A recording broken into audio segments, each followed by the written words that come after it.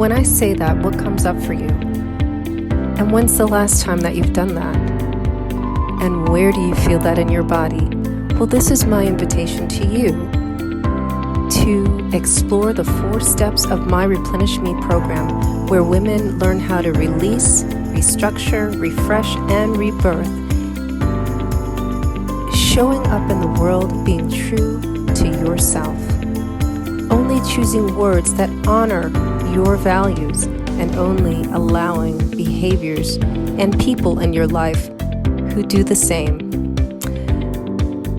Connect with me by reaching out at bit.ly/replenish with love and explore Replenish Me.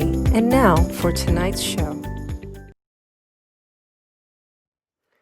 Happy Sunday, ladies. I have a lot on my mind today, and I decided to pop in here and share some thoughts with you. So I've written an article which is a culmination of how I've been feeling, I guess, probably up until the last month, with things that are going on in the world, things that are going on with me personally, and just, really wondering how to make the world a better place. Good morning, Joanna. How are you? We need to catch up. It's been a minute, huh? So, what I want to share today, and I'm still deciding how I want to do this, like in the general public, but is, I know you often hear me talk about self-compassion and all the things, but here's the thing. My story is about, thank you. My story is about, right, Replenish Me was born out of the fact that I'm an angry Black woman. I have, I've witnessed some things, I've had some personal experiences, but because of the people I look up to, most of them are no more. Hello, Seraphine. I am in the middle of reading your article too. There's so much going on. So when I think about the world, I think about, yes, things haven't changed much in the past century, but for example, Eartha Kitt and Josephine Baker, these are 2 women that I really look up to. Josephine Baker had a really traumatic life, and so she fled the United States to go to Paris and make her life there. And even for all her success and all of France, welcoming her, she was an angry Black woman, but she chose to love anyway, in the most beautiful way. She adopted 9 children from different ethnicities and raised them as brothers and sisters, because her greater vision of the world was, if I can take children and raise them to love each other, it'll make the world a better place.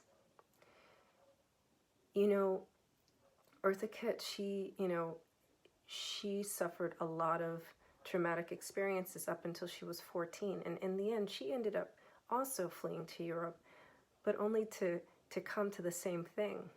But she raised her 1 daughter, and she lived on a major value of love. So Replenish Me is about, I'm so angry that I'm not going to let it kill me.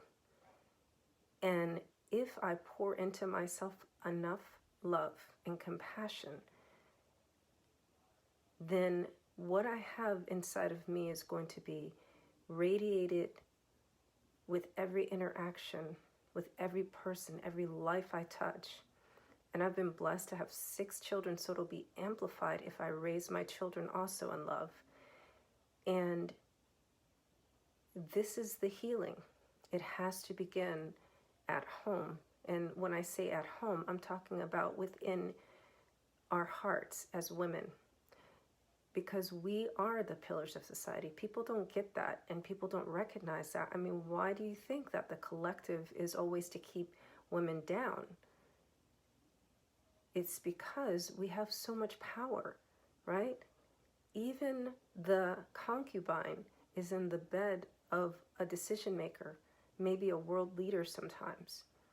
And yes, it's funny. It's it's a complete paradox, right? So a concubine is really just a whore, but she's not.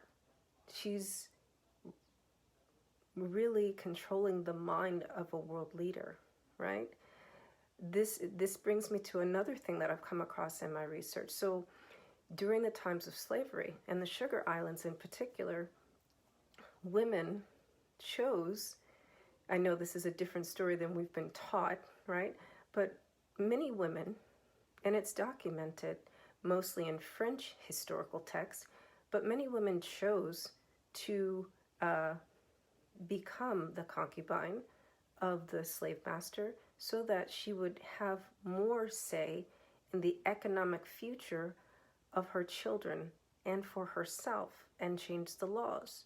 So, I mean, it's no surprise that the Sugar Islands were emancipated almost like 60 years before the United States, because these women, although slaves, were very wise, and they chose love to overcome their situation and anger.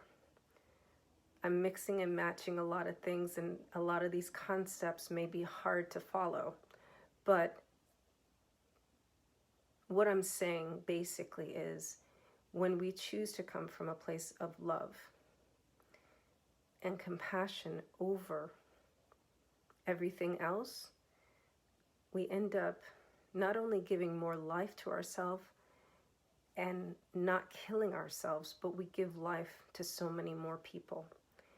And so it's better to take your anger and replenish yourself with love so that you can actually make a difference in the world, instead of giving yourself health conditions and mental conditions and struggling even more. Hi, Lana. So, these are some things that I'm thinking through and working through. I've written an explosive article that I've posted on LinkedIn today, and I'm really trying to look at the things. I always try to look at things constructively, right? So trying to focus on the good. All right, so this keeps happening. There's a problem underneath it all. What is the root cause of this? And how do you fix it? The root cause is not the things that we always say. It's so much deeper than that. This is an economic war. I know that's hard to follow, but it's an economic war. It is not it is institutionalized racism, but why is it an institution? Because if there's less for some, there's going to be more for others. So if we take that a step further, what if the same way we approach personal development is all about abundance thinking, right? So how can you have abundance thinking over here, but then you live in a life of scarcity? You live in a society of scarcity. You live in a world economy of scarcity. That duality is a mild form of PTSD. Bonjour, how are you, Sylvie? And we don't recognize it as such because we're placated with all these shiny objects. Oh, look over here, look over there.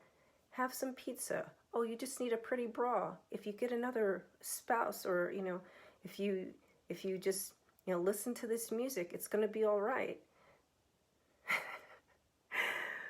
But we don't allow us to see ourselves. If we can't see and we separate ourselves from our own humanity, then how can we see the humanity of others? How can we see the injustice of the entire world economy and the way it's set up to institutionally suppress women and people of color. I mean, like globally, this isn't an American issue. There's like 1 million people being killed every single day. The Rohingya are being killed in Nepal and Burma. You know, everyone who's spiritually awakened, they're Buddhist. But the Buddhists are killing Muslim women. And that's been happening, I don't know, for a couple of decades, but we don't hear about that. Who cares, right? There are people in Yemen being killed. There were people being killed in Syria for like, what was it, 3-4 years before it even hit the American news. There are people dying everywhere in the world, and it doesn't matter because they're people of color. It doesn't matter because they're women. It doesn't matter because we're so distant from our own individual humanity, and we don't have any self-compassion, and we don't practice self-love, and we don't care about replenishing ourselves. And that's why things are the way they are. We can point fingers all day long, but if we don't point the fingers back at ourselves, because let's face it, of the 7.5 billion people that exist on the planet, about 4.5 billion are women. And the same 4.5 billion, or most of the people in the world, are people of color. These are women of color having more children and with no voice. What if we all saw that because we are who we are, we have a voice, and we're the most powerful people in the world? And I'm not talking about like an uprising, like go to City Hall or UN or federal government or whatever, and that kind of marching, but a healing that comes from a place of, I'm so angry that I'm going to love anyway. And I'm going to show up in a way that my unique voice, my unique perspective will be so amplified that it can't be ignored. And I know that some people here listening today are activists, and you can really resonate with what I'm saying. But I'm trying to work out exactly how to heal and change the world at the same time, right? Because, yeah, we were able to pause for the cause of Corona, but there's a bigger cause out there happening. The cause is we need to change the economic structure of the world. We cannot allow there to be a top 1% there. And I'm not, forget all the stuff that we're taught in school, because it's crap. The educational system is being revamped right now too. Communism is crap. All of it is crap, right? I'm talking about, in personal development, we're all about abundance thinking, right? And all those things. And yeah, I'm going to mock it a little bit because, all right, so we're abundance thinkers. So how do we get the economy of the world on board with being an abundance thinker? Because, like,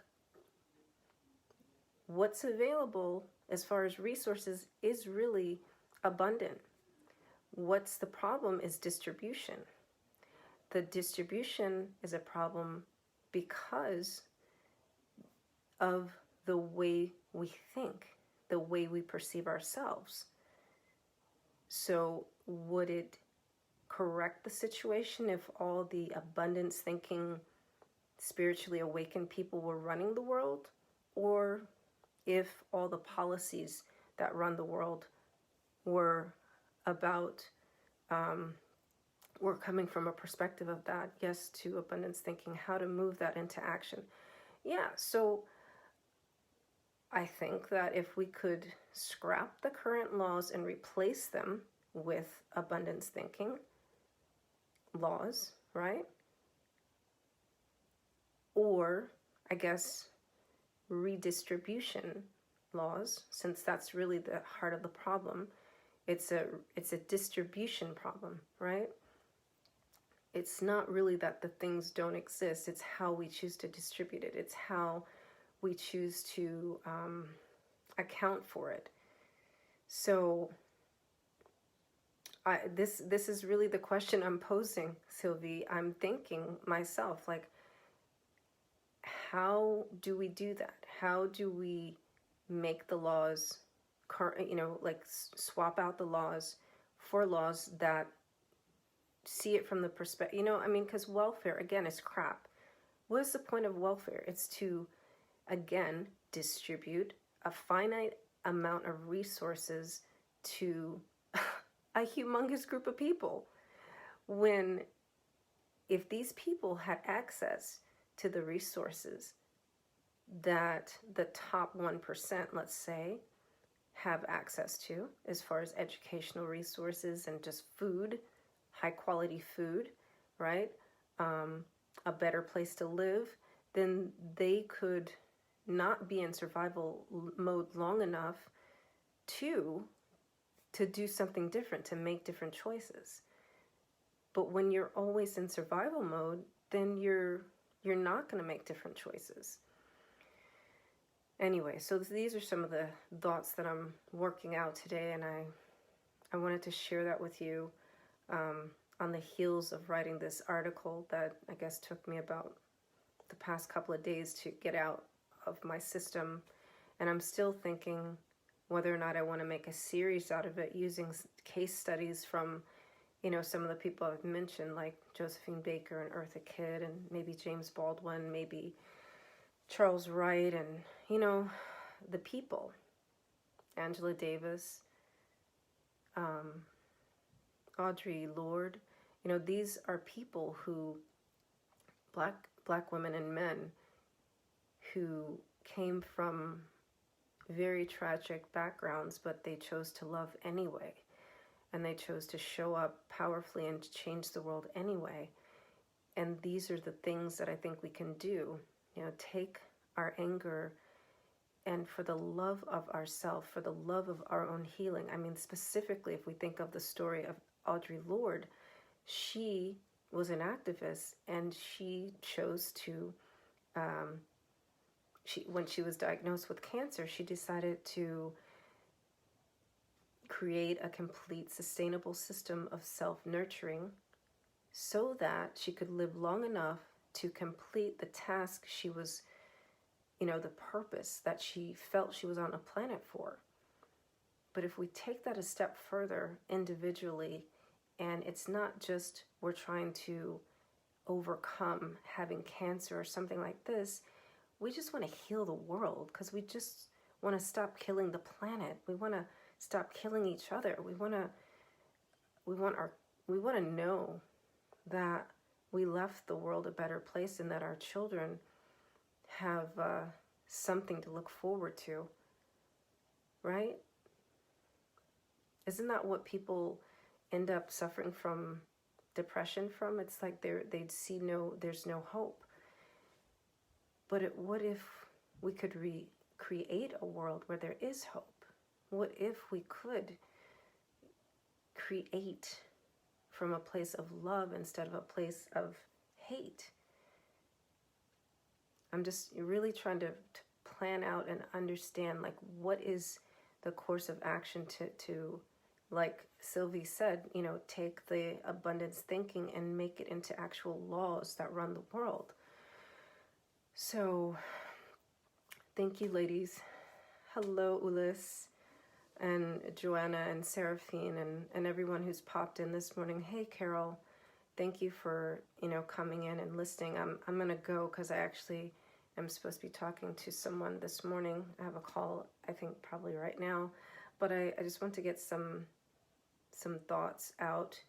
And, please go and watch the replay. It was only like 10 minutes, and just share your thoughts.